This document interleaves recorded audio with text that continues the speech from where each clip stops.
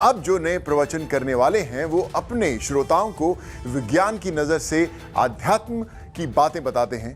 वो गाय भी पालते हैं और उसका एक साइंटिफिक पर्पस भी बताते हैं। अब हम आपको दीपिका भारती जी से मिलाते हैं। वो लैपटॉप पर काम करती हैं, गाय पालती हैं और आध्यात्म की शिक्षा भी देती हैं। ये लोग वहां काम करते हैं, उन लोगों के बीच में काम करते हैं जिन तक कोई सरकार नहीं पहुंची, जिनकी समस्या का समाधान किसी सरकार के पास नहीं। भारत की इस अद्भुत सेवा के बारे में आपको हम दिखाते हैं और आप इसे महसूस करिए। जहाँ एक और बाहरी दुनिया है, जहाँ सामाजिक दिखावा है, राग है, द्वेष है, वहीं दूसरी ओर अध्यात्म की एक दुनिया है जहाँ इंसान स्वयं से मिलता है।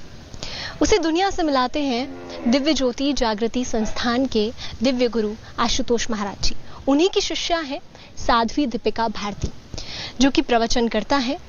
पहले फैशन डिजाइनर थी और आज वो स्वयं से मिल गई हैं। उनका ये सफर कैसा रहा और कैसे आज वो प्रवचन करता है, समाज के लिए अनेकों कार्य कर रही हैं और सबसे ज्यादा महिला उत्थान के लिए वो कार्य कर रही हैं। आज जानेंगे उन्हीं की कहानी।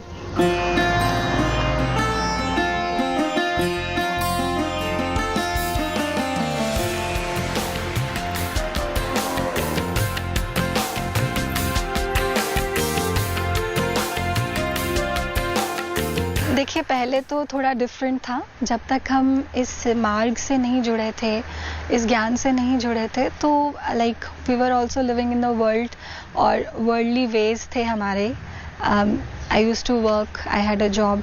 जैसे जैसे इस रास्ते पर चले और फिर स्क्रिप्चर्स भी पढ़े और रिसर्च भी किया और प्रीचर्स के थ्रू, महाराज जी के थ्रू बहुत कुछ सीखा, समझा। अब तो मैं डेडिकेटेड फुल टाइम प्रीचर हूँ, सन्यासी हूँ। मैं महाराज जी के दरबार में, महाराज जी के आश्रम में ही रहती हूँ।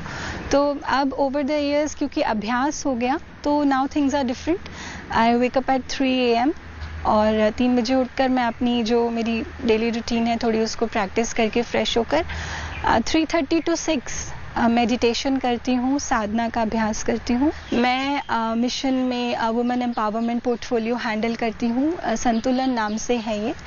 और उसके लिए मेरी जो ड्यूटीज़ रहती हैं, फिर मैं अपना लैपटॉप ऑन करके अपना उसमें लग जाती हूँ। तो ऋषियों ने ह्यूमंस को ही एड्रेस करके कहा, ओ ह्यूमंस बी ह्यूमंस, मनुर्भव मनुर्भव, हे मनुष्य तू मनुष्य बन जा।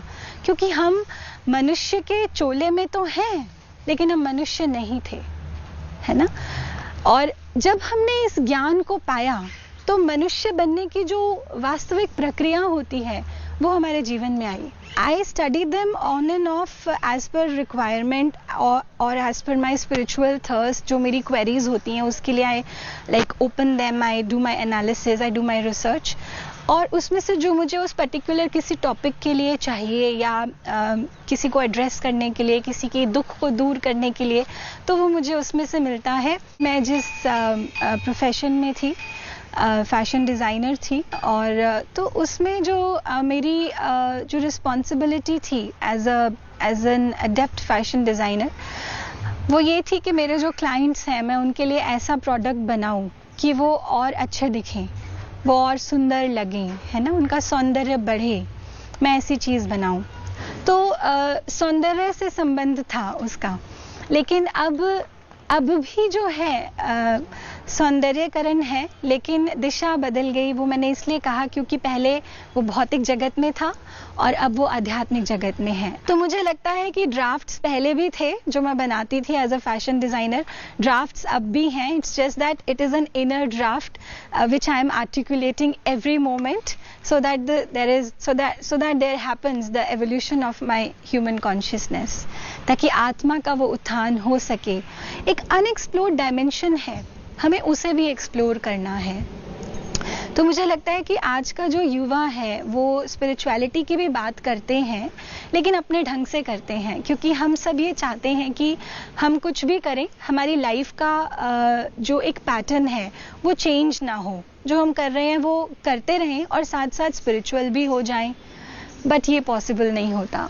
जैसे हम 2 नावों में सवार होकर नहीं चल सकते ना, ठीक उसी तरह ये भी पॉसिबल नहीं होता। लोग पढ़ लिख कर, हर व्यक्ति आज चाहता है कि मैं जब जॉब करूं तो मुझे 7 फिगर सैलरी मिले, लेकिन ये संभव नहीं होता। यहाँ जो थॉट पैटर्न्स हैं वो बहुत बदल चुके हैं। हमारे माता पिता वो बहुत सहज थे, वो कभी भी एज अ फ्रेशर उन्होंने ये नहीं सोचा कि हमें 7 फिगर सैलरी मिले, जैसे ही हम कॉलेज से बाहर निकलें तो हमारे पास बहुत बड़ी गाड़ी हो और बहुत बड़ा घर हो। लेकिन आज का युवा ये सोचता है, आज के युवा की एस्पिरेशन है कि मैं जैसे ही मेरी जॉब लगे तो मेरे पास सब कुछ आ जाए, मेरा लाइफस्टाइल ऐसा हो, मेरे पास ऐसी लग्जरी आइटम्स हों, है ना। And then they jump into crime. अब आज आप जितना भी क्राइम देखते हो ये इतना टेक्नोलॉजी बेस्ड क्राइम है, इसको करने वाला अनपढ़ व्यक्ति तो नहीं है, पढ़ा लिखा व्यक्ति है ना। तो then that means there is misuse of energy, अपनी ऊर्जा का मिसयूज है inside and as well as outside. जब अपनी आंतरिक शक्ति का हम दुरुपयोग करते हैं ना, तो बाहर भी हमारी शक्तियों का दुरुपयोग ही होता है और हम गलत काम करते हैं। समाज में महिलाओं को जो शिक्षा प्रदान की जा रही है और महिलाओं को जो आर्थिक सशक्तिकरण प्रदान किया जा रहा है, पॉलिटिकल एम्पावरमेंट प्रदान की जा रही है, तो हर क्षेत्र में अपॉर्चुनिटी जो है वो बड़ी है महिलाओं के लिए। लेकिन इन सब चीज़ों के बाद भी अगर हम वुमेन की डेवलपमेंट का ग्राफ हम देखते हैं तो जो ऊपर की ओर जाना चाहिए उससे ज़्यादा जो उनके साथ क्राइम का ग्राफ है वो ज़्यादा ऊपर की ओर जा रहा है। और बड़े अफसोस की बात है कि हमें लगता है कि शिक्षा जो है वो बहुत कारगर होगी महिलाओं को सशक्त करने में या उनको क्राइम से बचाने में, लेकिन ऐसा है नहीं। क्योंकि आज जितना भी क्राइम महिलाओं के साथ है उसकी जो शोषित वर्ग है, जो पीड़ित हैं, जो विक्टिम्स हैं, वो सिर्फ निरक्षर महिलाएं नहीं हैं, वो सिर्फ दूर दराज के गांव में रहने वाली महिलाएं नहीं हैं, बल्कि महानगरों में, मेट्रोज में, सिटीज़ में रहने वाली महिलाएं, वुमेन जो जॉब्स करती हैं, who are well educated, who are economically independent, who are earning their own livelihoods, they are equally victims of violence। चाहे वो सोसाइटल वायलेंस हो, चाहे वो फैमिली के लेवल पर हो, तो अब्यूज, वायलेंस कहीं भी खत्म नहीं हुआ है। यहाँ हम सोचने पर मजबूर होते हैं कि जिसे हम महिला सशक्तिकरण समझ रहे हैं, क्या वो सच में महिला सशक्तिकरण है? सशक्तिकरण होता है ना, वो आध्यात्मिक सशक्तिकरण होता है। वास्तव में महिला सशक्तिकरण अगर होगा तो वो संपूर्ण तरीके से होगा और उसका जो शुरुआती बिंदु होगा वो अध्यात्म होगा।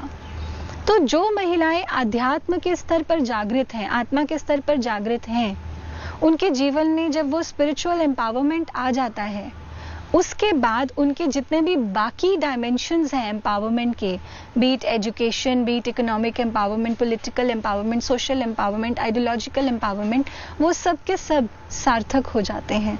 सो that culminates into holistic empowerment. आज हमें उसकी ज़रूरत है, क्योंकि जो ज़रूरत है वो आत्मविश्वास की है, वो सेल्फ कॉन्फिडेंस की है ना। लेकिन हम देखते हैं कि बहुत सी महिलाएं पढ़ी लिखी हैं, वो बहुत अच्छी, दे आर वेल प्लेस्ड, लेकिन अपनी आत्मा की आवाज़ को महसूस कर पाना, सुन पाना और उस आवाज़ को उठा पाना, दैट स्टॉप, इससे ज़्यादा और नहीं है ना। To be your own voice वो नहीं कर पाती। कन्या भ्रूण हत्या के विरुद्ध बहुत बड़े बड़े स्तर पर मुहिम चलाई जा रही हैं और हमारी लगभग 350 के करीब DGS के सेंटर्स हैं वर्ल्ड ओवर।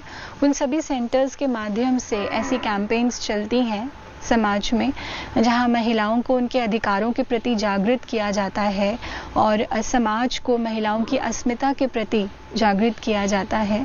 तो ऐसे बहुत से कार्य चलाए जा रहे हैं। क्योंकि ये धरती अपनी है, अपना ही है आकाश का संदेश बताती हैं साध्वी दीपिका भारती। वो ना सिर्फ प्रकृति के प्रति प्रेम को बताती हैं, बल्कि इंसान के प्रति प्रेम की परिभाषा को भी समझाती हैं और बताती हैं कि कैसे इंसान में जब स्वयं में बदलाव आएगा तो ये समाज खुद ब खुद बदल जाएगा और ये समाज एक अच्छा समाज बनकर स्थापित होगा। कैमरा पर्सन रितेश मिश्रा के साथ